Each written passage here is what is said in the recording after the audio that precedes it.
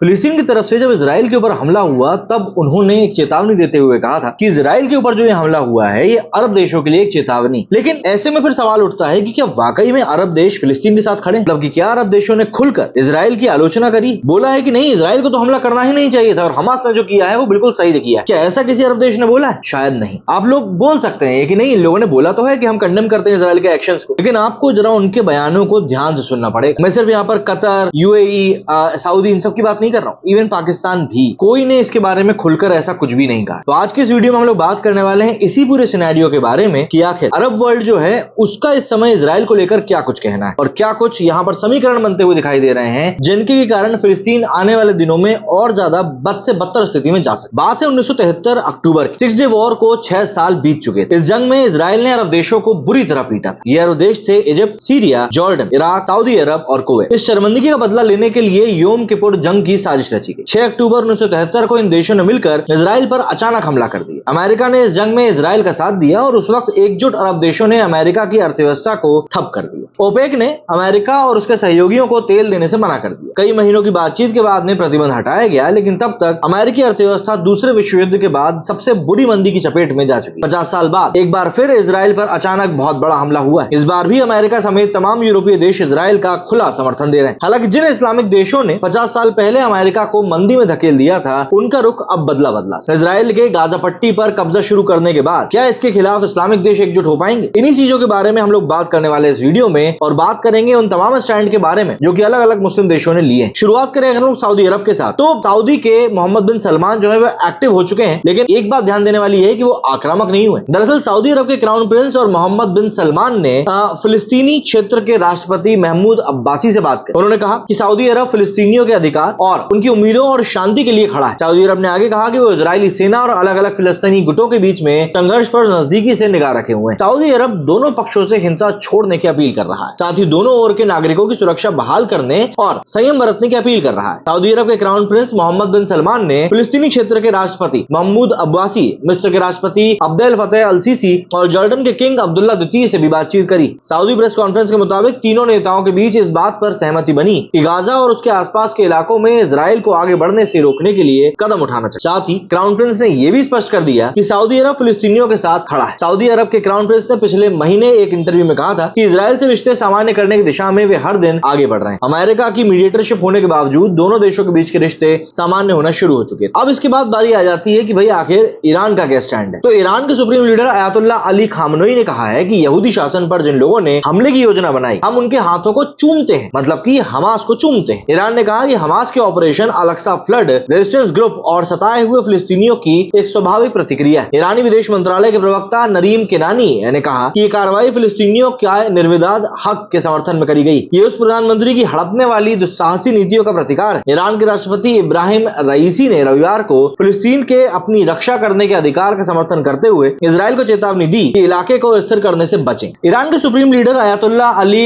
Khamenei के सलाहकार रहीम सफवी ने तो हमास के इजराइल में जारी हमले पर फख्र जाहिर किया। 1947 में ईरान उन 13 देशों में शामिल था जिसने फिलिस्तीन के लिए संयुक्त राष्ट्र विभाजन योजना के खिलाफ मतदान किया। 2 साल बाद ईरान ने संयुक्त राष्ट्र में इजराइल के प्रवेश के खिलाफ मतदान किया। 1953 में तख्तापलट के बाद पश्चिमी समर्थक नेता मोहम्मद रजा पहलवी ईरान के शाह बने। इसके बाद ईरान और इजराइल के बीच संबंधों में काफी सुधार हुआ। इस दौरान ईरान ने इजराइल को मान्यता भी दी। 1979 की इस्लामी क्रांति के बाद ईरान ने इजराइल के साथ सभी डिप्लोमेटिक और इकोनॉमिक संबंधों को तोड़ दिया। इसके बाद ईरान एक देश के रूप में इजराइल को मान्यता नहीं दी। इसके बाद से दोनों देशों में दुश्मनी जैसे हालात। वहीं हमास ने शुक्रवार को जो हमला किया उसमें भी ईरान के हाथ होने की कुछ मीडिया रिपोर्ट सामने आई। वहीं अगर हम लोग बात करें यूएई की, तो यूएई ने हिंसा के लिए सीधे सीधे फिलिस्तीनी उग्रवादी संगठन हमास को जिम्मेदार ठहरा। यूएई एक बड़ा अरब देश है, ऐसे में उसका ये बयान देना कहीं ना कहीं फिलिस्तीनियों के खिलाफ जा सकता है। विदेश मंत्रालय ने कहा है कि इजराइल शहरों और गाजा पट्टी के नजदीक के गांव पर हमास के हमले से संघर्ष ने भीषण रूप ले लिया है। हमास ने आबादी वाले इलाकों पर हजारों रॉकेट दागे हैं जो कि गलत। इजरायली लोगों को उनके घरों से निकालकर बंधक बनाया। यूएई ने कहा कि दोनों ओर से नागरिकों को अंतर्राष्ट्रीय कानूनों के तहत पूरी सुरक्षा मिलनी चाहिए, उन्हें संघर्ष का निशाना नहीं बनाया जाना चाहिए। यूएई भी दूसरे मुसलमान देशों की तरह इस विवाद में खुलकर फिलिस्तीन का समर्थन करता रहा है। हालांकि अमेरिका की कोशिशों के चलते सितंबर 2020 में यूएई और बहरीन ने इजराइल के साथ अब्राहम समझौता किया, उससे राजनयिक संबंध तो स्थापित हो चुके। यूएई और बहरीन इजराइल के साथ संबंध स्थापित करने वाले पहले अरब देशों में भी शामिल। वहीं बात करें अगर मोरक्को की, तो मोरक्को के विदेश मंत्रालय ने कहा है कि मोरक्को गाजा पट्टी में स्थिति के बिगड़ने और सैन्य कार्रवाई शुरू होने पर गहरी चिंता व्यक्त करता है। देश नागरिकों के खिलाफ हमलों की निंदा करता है, चाहे हमले कहीं से भी। मोरक्को भी इस मुद्दे पर खुलकर फिलिस्तीन का साथ तो देता आया है। हालांकि 2020 में एक समझौते के बाद मोरक्को ने आधिकारिक तौर पर इजराइल को मान्यता दे दी। दोनों देशों ने पिछले दिनों एक दूसरे के यहाँ कुछ उड़ाने भी शुरू करी। मोरक्को में एंट्री के लिए अब इजरायली पासपोर्ट भी स्वीकार किया जाता है। वहीं बात करें अगर कतर की, तो कतर ने भी दोनों पक्षों से शांति की अपील करी। साथ ही कहा है कि वो इजराइल और हमास के बीच बढ़ते संघर्ष पर नजर रखे, खासकर कि इजराइल की सेना और लेबनान के हिजबुल्लाह गुट के बीच गोलीबारी पर। कतर ने कहा है कि वो संबंधित पक्षों से संवाद बनाए हुए ताकि शांति और स्थिरता बहाल करने की अंतर्राष्ट्रीय कोशिश को समर्थन मिल सके। प्रधानमंत्री और विदेश मंत्री शेख मोहम्मद बिन अब्दुल रहीम बिन जासिम अल थानी अरब देशों के अपने समकक्षों के लगातार संपर्क में और समस्या को सुलझाने की कोशिश भी कर, लेकिन कतर ने 1996 में इजराइल के साथ व्यापारिक रिश्ते शुरू कर दिए। कतर और इजराइल के बीच 2009 तक राजनयिक और व्यापारिक रिश्ते बने रहे। हालांकि 2009 में ऑपरेशन कास्ट लीड के चलते कतर ने इजराइल से अपने रिश्ते तोड़ दिए। इसके बाद से कतर और इजराइल के बीच के राजनयिक संबंध भी खत्म पड़े। वहीं अगर हम बात करें आखिर में पाकिस्तान की, तो भैया पाकिस्तान के पूर्व प्रधानमंत्री शहबाज शरीफ ने कहा है कि मैं आज की घटनाओं से आश्चर्य नहीं, कोई और क्या उम्मीद कर सकता है जब इजराइल फिलिस्तीनियों को उनके अधिकारों से वंचित करता रहेगा। इजराइल हमास जंग के बाद पाकिस्तान ने कहा कि वो फिलिस्तीन के समर्थन में खड़ा है और इजराइल की कब्जा करने वाली सेना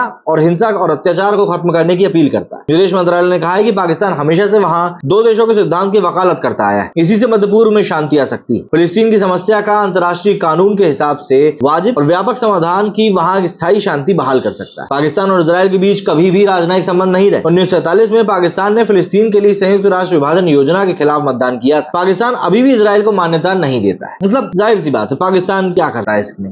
बांग्लादेश ने इसके ऊपर कहा है कि संघर्ष से किसी को फायदा होने वाला नहीं है, हम दोनों पक्षों से संयम बरतने और तुरंत संघर्ष को रोकने की मांग करते हैं। बांग्लादेश मानता है कि इलाके का इजरायली कब्जे में रहना और फिलिस्तीन में इजराइल की अवैध बस्तियों से शांति कायम नहीं हो सकती, लिहाजा बांग्लादेश दो राष्ट्र की नीति का समर्थन करता है। बांग्लादेश और इजराइल के बीच राजनयिक संबंध नहीं। बांग्लादेश संयुक्त राष्ट्र के 28 सदस्य देशों में से एक है जो इजराइल को एक देश के तौर पर मान्यता नहीं देता। बांग्लादेश ने इजराइल की यात्रा करने पर बैन लगा रखा है और बांग्लादेश में इजरायली पासपोर्ट स्वीकार किया भी नहीं जाता। वहीं मालदीव के नवनिर्वाचित राष्ट्रपति मोहम्मद मोइज्जू ने फिलिस्तीन पर इजराइल के कब्जे को हटाने की अपील करी। उन्होंने ट्वीट करते हुए लिखा कि इजराइल को फिलिस्तीन में तुरंत अपना कब्जा हटा देना चाहिए, फिलिस्तीन की कब्जाई जमीन भी लौटा देनी चाहिए। मालदीव का कहना है कि इजरायली पूर्वी यरूशलेम को मिलाकर फिलिस्तीन को एक स्वतंत्र राष्ट्र के तौर पर मान्यता दे। उसे यरूशलेम को 1967 की सीमाओं के आधार पर फिलिस्तीन की राजधानी मानना चाहिए। मालदीव ने 1965 में इजराइल के साथ राजनयिक संबंध स्थापित किए थे। 2009 में मालदीव ने इजराइल के साथ पर्यटन, स्वास्थ्य, शिक्षा और संस्कृति पर सहयोग वाले समझौते पर भी हस्ताक्षर किए। वहीं जुलाई 2018 में मालदीव ने इजराइल के साथ सहयोग समझौते को खत्म कर दिया। मलेशिया के प्रधानमंत्री अनवर इब्राहिम ने कहा था कि इजराइल लगातार फिलिस्तीनी लोगों की जमीन और संपत्ति पर कब्जा कर रहा है। इस अन्याय की वजह से सैकड़ों निर्दोष लोगों की जान चली गई। मलेशिया फिलिस्तीनी लोगों के संघर्ष में उनके साथ खड़ा है। मलेशिया ने दोनों पक्षों के बीच संघर्ष पर चिंता जताई। मलेशिया के विदेश मंत्रालय ने कहा कि वे संघर्ष में हुई मौतों पर चिंतित, इस नाजुक समय में और ज्यादा जाने नहीं जानी चाहिए। जो विध्वंस हो रहा है वो तुरंत रुके और दोनों पक्ष शांति और संयम से काम लेते हुए संघर्ष को रोकने की दिशा में आगे बढ़े। मलेशिया ने यह भी कहा कि इस समय की मूल वजह को समझना जरूरी। इस समस्या को भी अगर नहीं समझा गया तो दिक्कत चलेगी। फिलिस्तीनियों की जमीन पर लंबे वक्त पर कब्जा रहा, उन्हें नाकेबंदी और दूसरी तरह की समस्याओं से जूझना पड़ रहा है। अल-अक्सा मस्जिद को अपवित्र किया गया। मलेशिया और इजराइल के बीच कोई राजनयिक संबंध नहीं। मलेशिया पासपोर्ट पर लिखा होता है कि ये इजराइल को छोड़कर सभी देशों के लिए वैध। इजरायली पासपोर्ट धारक मलेशिया गृह मंत्रालय की लिखित अनुमति के बिना मलेशिया में एंट्री भी नहीं कर सकते। इंडोनेशिया ने भी हिंसक संघर्ष पर चिंता जताई, साथ ही इसे तुरंत रोकने की अपील भी करी। मुस्लिम देशों की सबसे बड़ी आबादी वाले देश इंडोनेशिया ने कहा है कि इस समस्या की मूल वजह फिलिस्तीनी इलाकों पर इजराइल का कब्जा है। इजराइल और इंडोनेशिया के बीच में कोई राजनयिक संबंध नहीं है। इसके बावजूद दोनों देश व्यापार, पर्यटन और सुरक्षा संपर्क बनाए हुए हैं। 2012 में इंडोनेशिया ने इजराइल के साथ संबंधों को सुधारने के लिए रामल्ला में एक वाणिज्य दूतावास खोलने की बात कही। हालांकि यह समझौता कभी भी लागू नहीं हो पाया। ऐसे में बात उठती है कि क्या सभी इस्लामिक देश इजराइल के खिलाफ एकजुट हो सकते हैं? तो देखिए, अभी इन देशों के स्टेटमेंट भी तो उन्होंने इजराइल के खिलाफ कोई बहुत बड़ा आक्रामक एंटी स्टेटमेंट नहीं दिया। यूएई ने एक बैलेंस स्टेटमेंट दिया। सऊदी ने बस कहा कि ठीक है, इजराइल ऑक्यूपेंसी कंट्री है। इसके अलावा कुछ खास किसी ने कहा नहीं। ऐसे में इजराइल अगर गाजा पर बड़ा हमला करता है तब भी मुस्लिम देशों में एकदम से कोई यूनिटी तो